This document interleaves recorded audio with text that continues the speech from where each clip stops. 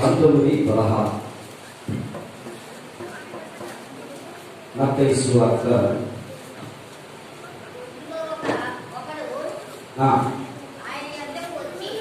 ఒకడు ఆయన యొద్దకు వచ్చి, బోధకుడా,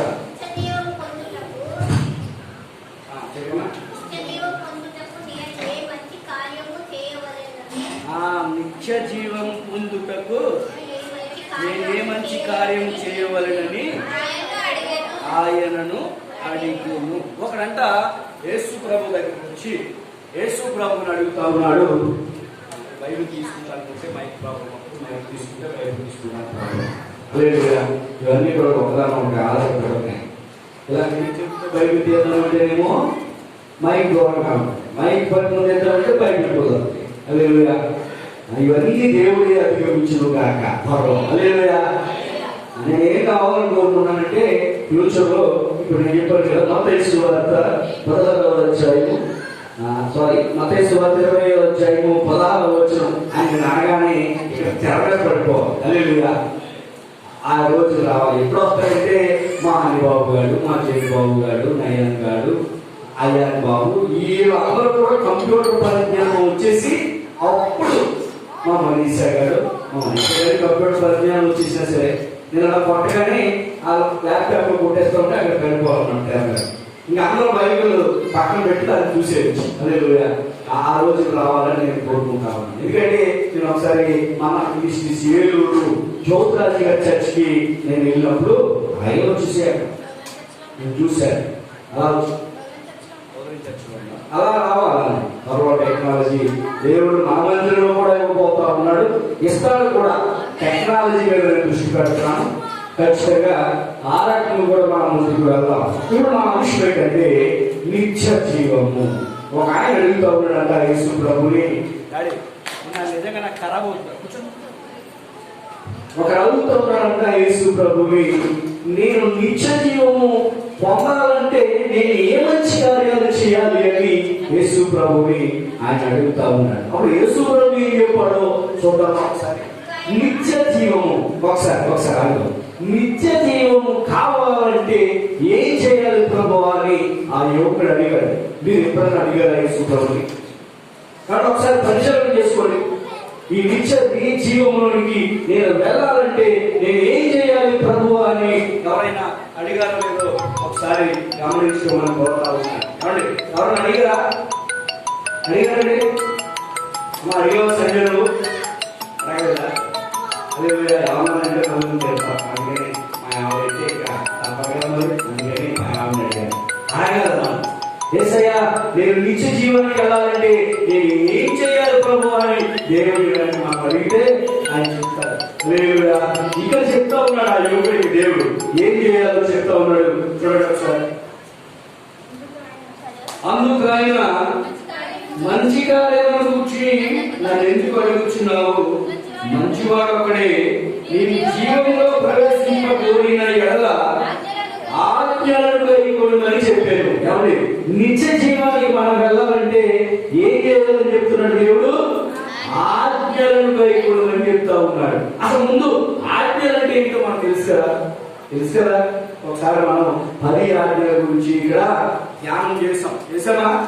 వివరంగా మనం 10 ఆజ్ఞలు ఏంటో తెలుసుకున్నాం. మేము కొత్త నిబంధన గ్రంథంలో 10 ఆజ్ఞలు 2 ఆజ్ఞలుగా ఇమిడి ఉన్నాయని మన విషయాన్ని కూడా మనం జ్ఞాపకం చేసుకున్నాం. ఈ మందిరంలో ఒక ఆజ్ఞగా పైనుంది, 2వ ఆజ్ఞ ఈ బలిపీఠం లేదు. ఈ 2 ఆజ్ఞలు కూడా మనకు కంటతా వచ్చేయాలి.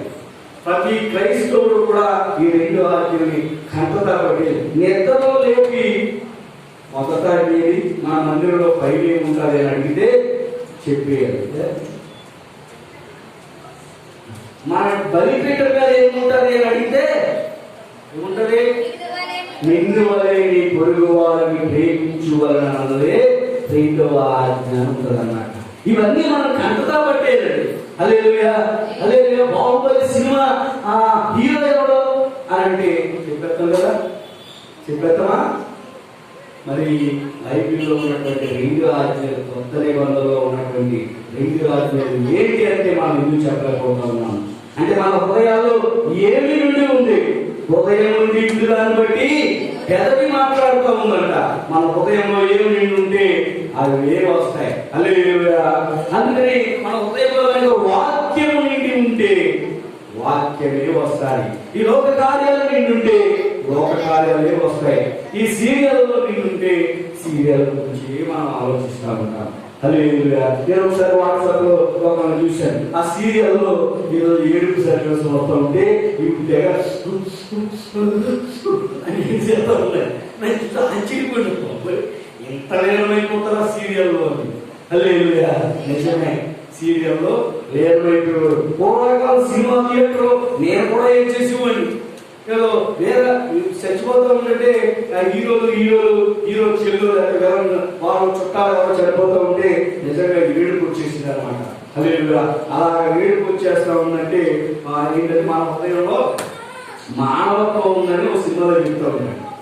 హల్లెలూయా. అంటే అంత ఇన్వాల్వ్ అయిపోతాం మరి దేవుని క్రియల పట్ల. ఎందుకని ఇన్వాల్వ్ అయిపోతున్నాం? యేసు నీ కోసం నా కోసం శిలువలో మరణించాడని నీవెందుకు ఇన్వాల్వ్ అవ్వలేకపోతా ఉన్నావు? నేనెవరో తెలియదు, నేను ఈ లోకంలో ఎన్నికలేని వాడిని, నా కోసం ఆయన రక్తాన్ని ఖరీదంగా విమోచించి నా పాపం కోసం ఆయన బయటపోయాడని నేను ఎందుకు ఫీల్ అవ్వలేకపోతా ఉన్నామో ఒకసారి గమనించమని కోరుతా ఉన్నాను. ఒకసారి జ్ఞాపకం చేసుకొని, నోరు తెరవలేదా ఈ ప్రేమ బదులు పలుకలేదా ఈ ప్రేమ, నోరు తెరవలేదా ఈ ప్రేమ బదులు పలుకలేదా ఈ ప్రేమ, ఎవరి కోసమో ఈ కోసమే ఈ జగతి కోసమే ఈ కోసమే ఈ జగతి కోసమే సిలువలో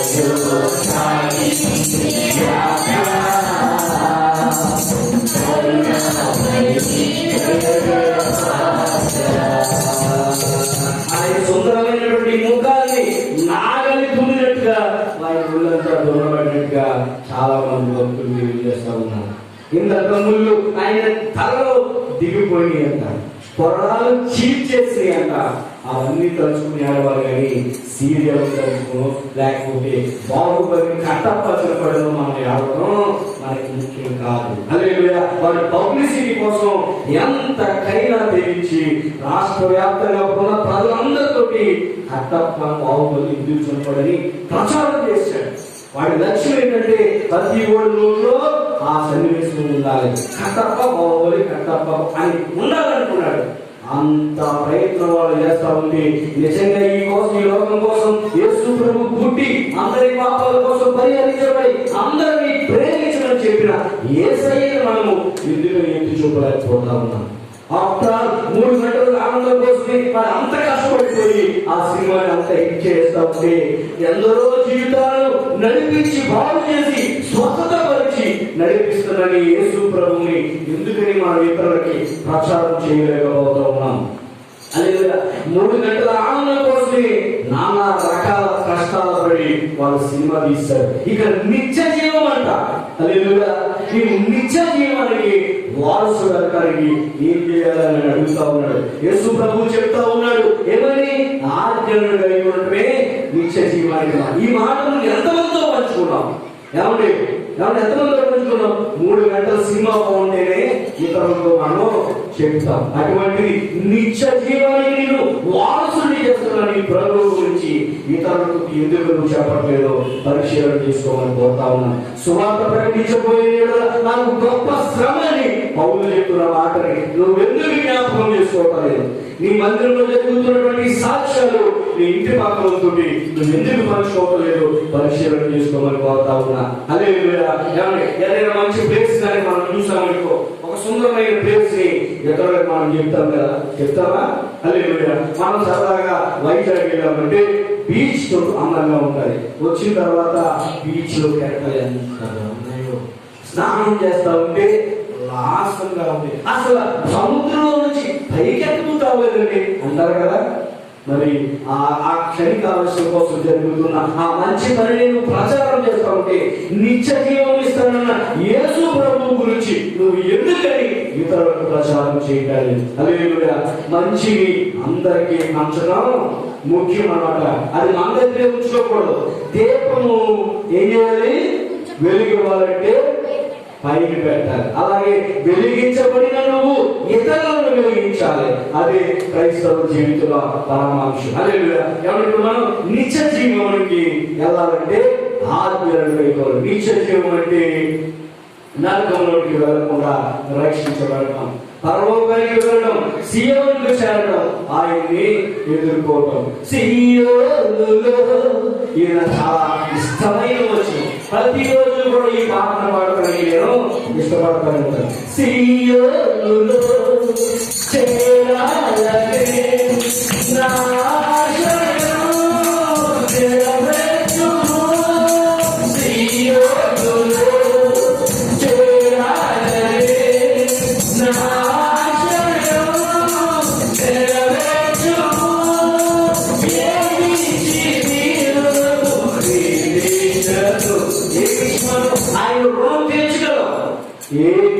కూడా ఆయన రుణాన్ని తీర్చేది. విరిగిన ఈ హృదయాన్ని ఆయన ఇచ్చి ఆయన భక్తులుగా మారటమే ఆయన ఉద్దేశం అన్నాడు. హల్లెలూయా. నలిగిపోతున్న మనము, విరిగిపోయిన మన మనసుని, మరి చీకటిలో ఉన్న మనల్ని వెలుగు సంబంధులుగా మార్చి వెలుగులోనికి నడిపించిన ఆ మనందరం కూడా వెలుగు సంబంధులు వలె ఆయన మందిరంలో ఉండటమే ఆయనకి ఇష్టం అన్నమాట. విరిగిన మనసు ఆయన కల్పించాలి. హల్లెలూయా. మన అందరం కూడా ఎవరు దారి తప్పిపోకుండా, విశ్వాసంలో సన్నకి వెళ్ళకుండా నిత్య జీవానికి వారసులు మగాలన్నది ఆయన కోరుకుంటా ఉన్నాడు. చూడండి తర్వాత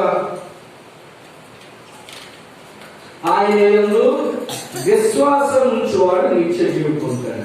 విశ్వాసము ఎలా వస్తారు? ఏమండి, మనం ముందుగా నిత్య జీవము పొందాలంటే ఏం చేయాలో అని ఎప్పుడు అడిగాడు, అంతే కదా? అప్పుడు యేసు ప్రభు ఏం చెప్పాడు? నా ఆజ్ఞలను గైకొనాలి అని అంటే ఆ యువకుడు అంటాడు, ఏమన్నాడు? నేను చిన్నప్పటి నుంచి ఇవన్నీ ఆచరిస్తున్నాను కదా అని అంటాడు. మనం కూడా అనుకుంటాను, నేను మందిరానికి వెళ్తున్నాను కదా, పాటలు పాడుతున్నాను కదా, బైబిల్ చదువుతున్నాడు కదా అని అనుకుంటే కాదనమాట. ఆ తర్వాత కింద చదవండి మత్తయి వార్త.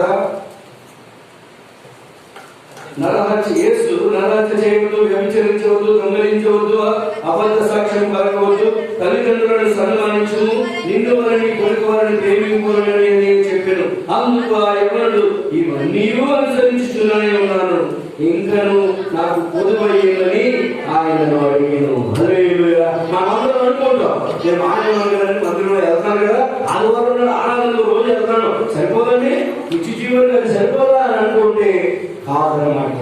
ఇంకా ఏం చెప్తాను దేవుడు అంటే చూడండి, అందుకు యేసు నీకు పరిపూర్ణమైన కోరిన యెడల పోయి నీ ఆస్తిని అమ్మి పేదలకి ఇమ్ము, అప్పుడు పరలోకములో నీకు ధనము కలుగుతుందట. యేసు ప్రభు ఏం చెప్తా ఉన్నాడంటే ధనమంతా అమ్మేసి దేవుడికి ఇమ్మని చెప్తాను. అప్పుడు వెంటనే అతను వ్యసనపడుచు ఏడుతూ వెళ్ళిపోయాడట. ఎందుకంటే అతను బాగా ధనవంతుడు కాబట్టి, అతను ఇవ్వడానికి ఇష్టపడట్లేదు. అందుకని దేవుడి రాజ్యానికి దూరం అయిపోయాడు. అప్పుడు ఆ శిష్యుడు అంటారు, ప్రభువా మరి ఉన్నదంతా అమ్మేసి ఇచ్చేట్టు ఇది ఎలా సాధ్యము అని అడుగుతారు. అప్పుడు యేసు ప్రభు ఏం చెప్పాడంటే దానికన్నా ముందు మాట చెప్పేసి మనం వెళ్దాం. అప్పుడు ఆ సందర్భంగా అతను ఏమి దేవుడికి ఇవ్వాలని చెప్పాడు కదా దేవుడు, అతను ఇవ్వకుండా వెళ్ళిపోతాడు. అప్పుడు యేసు ప్రభు అంటాడు, ఏమంటాడు? అక్కడ ఒక మాట ఉన్నది, అతి ప్రాముఖ్యమైన మాట. బైబిల్ చూద్దాం.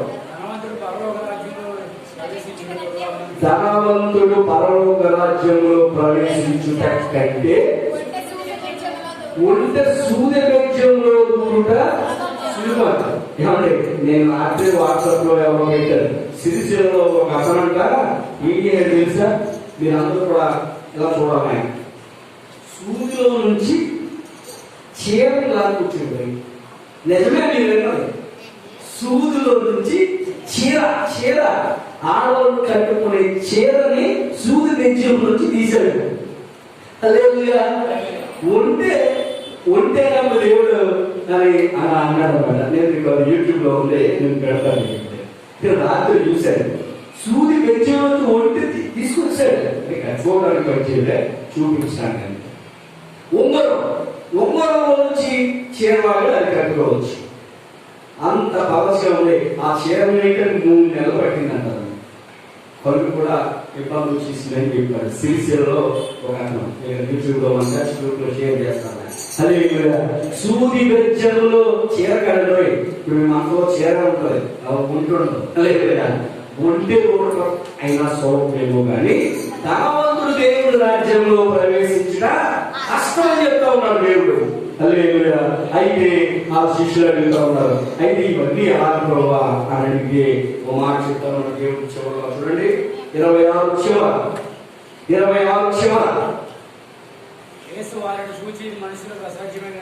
మనుషులకు అసాధ్యమే కానీ దేవునికి సమస్తమును సాధ్యమే. హల్లెలూయా. దేవుని కుమారుడు, రాజుల రాజు, ప్రభువుల ప్రభువు ఎలా పుట్టాడు? పశువుల బాగలో పుట్టాడు. సాధ్యం కాదంటారా? మనకి సాధ్యం కాదంటారండి. మనకు ఉన్నాయని విడిచిపెట్టి దేవుని సేవకు వెళ్ళడం సాధ్యం కదా? ఆయన లోక మాలిన్యం, ఈ లోకంలో మనందరి పాపల కోసం ఆ పరలోకంలో ఉన్నటువంటి సౌభాగ్యాలన్నీ వదిలి ఈ భూమి మీదకి ఎలా వచ్చాడు? నామమాత్రంగా వచ్చాడు. పశువుల తొట్టులో పుట్టాడు. కంపు కొట్టే పశువుల తొట్టులో ఆయన పుట్టడానికి ఇష్టపడ్డాడు. కాబట్టి మనం కూడా ఈ భాగ్య, ఈ సిరి సంపదలో వదిలిపెట్టడం పెద్ద కష్టమేమి కాదు. ఒకవేళ అనుకున్నటువంటి ఈ డబ్బు, ధనం, ఈ టీవీలు, ఈ సెల్ ఫోన్లు చనిపోయిన తర్వాత ఏమైనా పట్టుకెళ్తామా? అవి ఎక్కడ ఉన్నాయో కూడా వాడడం. అదే హాస్పిటల్లో ఉంటే, ప్రాణాపాయ పరిస్థితుల్లో ఉంటే నా సెల్ ఫోన్ ఎక్కడ ఉందని అడుగుతావా? నా డబ్బు ఎక్కడ ఉందని అడుగుతావా? అడగవు కదా. ఏం అడుగుతావు? అప్పుడు మన బంధువులు ఏమన్నా, ఎలా ఉన్నా అని అడుగుతావు. అదే ముఖ్యం అన్నమాట. ఆస్తులు కాదు, ఆస్తులు కూడా రాలేదు, ఎవరు పట్టుకెళ్ళలేదు. అలెగ్జాండర్ గారు కూడా ఈ భూమి మీద చనిపోయారు. ఈ ప్రపంచాన్ని ఏలినటువంటి గొప్ప యోగుడు అలెగ్జాండర్. అదే ఆయన ఏ దేశం మీద దండయాత్ర ప్రకటిస్తే రాజు హ్యాండ్స్ ఆఫ్ అయిపోవాల్సిందే. అలాంటి అలెగ్జాండర్ గారు కూడా ఆయనకి మసూచి, మలేరియా జ్వరం వచ్చి చనిపోయాడు. అప్పుడు మందు కనిపెట్ట రాలేదు. అప్పుడు ఆయన చనిపోయినప్పుడు ప్రపంచానికి ఒక సందేశం చెప్పాలనుకున్నాడు. బహుశా దేవుడు బయటకు వచ్చాడేమో. అదేంటంటే ఏంటది?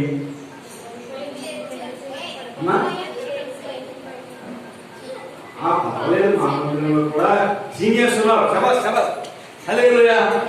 మిమ్మల్ని బట్టి ఆనందపడతా ఉన్నాను. హల్లెలూయా. పర్వాలేదు, ఒక జ్ఞానం ఉంది. ఏదేమో అనుకుంటున్నాను నేను. ఇంకా టీవీలకే ఆదివారం నాడు ఒకరోజే వస్తున్నారు కదా, ఏం తింటారు అనుకున్నాను కానీ తెలుస్తూ ఉన్నాయండి. హల్లెలూయా. అలెగ్జాండర్ గారు ఏం చెప్పారంట? నేను చనిపోయిన వ్యక్తిలో నా చేతులు పైకి ఎలా పెట్టమని చెప్పారు. హల్లెలూయా. ధనము సంపాదించిన ధనాన్ని అందుకనే చనిపోయినప్పుడు డబ్బులు ఎట్టేస్తా ఉంటారు. తెలుసా మీకు? పువ్వులు శవం డబ్బులు ఎట్టేస్తా ఉంటారు. హల్లెలూయా. తర్వాత డాక్టర్లో పోయాలి అని చెప్పారంట. అక్కడ ఏం చెప్పాలనుకున్నానంటే, అయినా నేను ఎన్నో సంపాదించాను కానీ ఏమీ పట్టుకెళ్తావు లేదు. నేను సంపాదించిన ధనమన్నీ కూడా ఇదిగో నన్ను మోస్తున్న వారి పాదాల కింద ఉన్నాయి. ఏమంటే నన్ను ఎవరు మోస్తున్నారు అనుకున్నారు? డాక్టరు. ఈ లోకంలో ఉన్నటువంటి గొప్ప గొప్ప వ్యాధులను ఏం చేసినటువంటి డాక్టరు నన్ను మోస్తా ఉన్నారు. అంటే పుట్టిన ప్రతి మనిషి చనిపోవడం ఖచ్చితంగా జరుగుతూ ఉంది. ఈ లోపుగా మనం ఏంటన్నదే మనము పరిశీలన చేసుకోవాలి. ఈ లోపుగా మనం ఏంటన్నదే మనము నిలబెట్టుకోవాలి. హల్లెలూయా. ప్రతి ఒక్కరికి కూడా చావు ఉన్నది.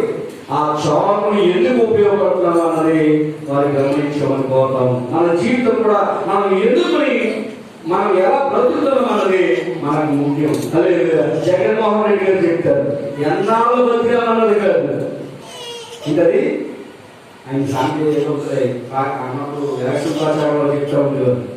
ఎన్నాళ్ళు బతికామన్నది కాదు, ఎలా బతికామన్నది ముఖ్యమంత్రి గుర్తొచ్చినాడు. అలాగే మనము కూడా బ్రతికినంత కాలము ఆయన బిడ్డగా, ఆయన విశ్వాసిగా, ఆయన ఇష్టమైన పాత్రగా బ్రతకాలన్నమాట.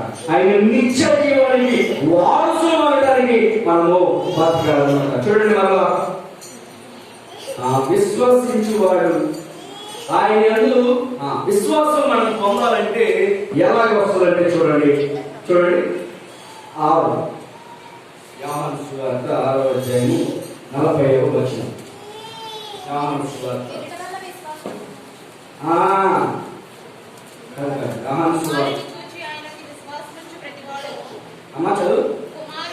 కుమారుని చూచి ఆయన యందు విశ్వాసముంచు ప్రతివాడును నిత్య జీవము పొందుటయే నా తండ్రి చిత్తము. కుమారుని యందు విశ్వాసం ఉంచుటయే నిత్య జీవం పొందడానికట. మనందరూ కూడా యేసు ప్రభు దేవుడని, ఆయన కుమారుడని ఆయన్ని అంగీకరించి ఆయన్ని విశ్వసించి ఆయన మన పాపాల కోసం చనిపోయాడు, ఆయన నలగొట్టబడ్డాడు, ఆయన మరణించి తిరిగి లేచి వెళ్ళాడు, మరలా రాబోతా ఉన్నాడని మనం విశ్వసిస్తే అదే మనకి నిత్య జీవం అంట. మన విశ్వాసం కలగాలంటే ఏం చేయాలంట చూడండి. అదే ఒకసారి చదవండి. కుమారుని చూచి ఆయన యందు విశ్వాసముంచు ప్రతివాడు నిత్య జీవము పొందుటే నా తండ్రి చిత్తం. ఆయన యందు విశ్వాసం ఉంచాలట, అదే నిత్య జీవం పొందడానికి మనకి ఆస్కారం లేదండి. హల్లెలూయా. కొట్టు దగ్గరికి వెళ్ళి మనం కనుక నూనె కొనాలంటే ముందు ఏం చేయాలి? డబ్బులు ఇవ్వాలి, అంతేనా? హల్లెలూయా. కొట్టు దగ్గరికి వెళ్ళారండి, మీ అందరి వల్ల ఈ ఊళ్ళో నూనె తెమ్మన్నారు. నూనె తెమ్మాలంటే ముందు ఏం చేయాలి? నూనెకి సంబంధించిన వెల చెల్లించాలి మనం. అలాగే నిత్య జీవం పొందాలంటే ఆజ్ఞను కైకొనాలి. ఆయన మనం కుమారుడు పట్ల విశ్వాసం కలిగి ఉండాలి. అప్పుడు మనము నిత్య జీవాన్ని పొందుకుంటామన్నమాట. చూడండి. తర్వాత ఇంకొకటి కూడా ఉంది. 5:4 యోహాను 5:4. ఆయా సమయంలో దేవదూత కాలం 5:4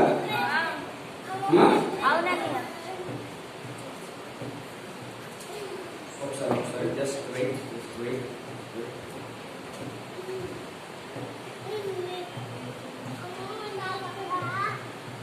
5:24 చూడండి. నా మాట విని